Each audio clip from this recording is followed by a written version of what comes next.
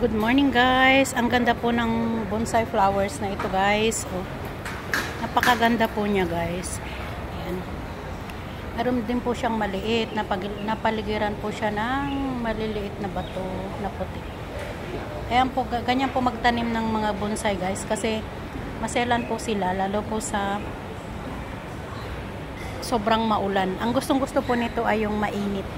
Mainit siya, naiinitan siya. Yung araw-araw siyang naiinitan, naaarawan pala. Araw-araw naaarawan. Ganyan po yung mga bulaklak dito. Dapat yung araw-araw po siyang naaarawan. Ang ganda niya po guys. Ang ganda ng flowers na to. It's so amazing. Ayan guys. Ang ganda ng bulaklak na ito. Ayan. Masdan ang bulaklak na ito kung paano nila itinanim guys. Ang ganda po oh. Ganyan po guys. Ganyan po yung pagtatanim dito. Thank you guys for watching. I love you all.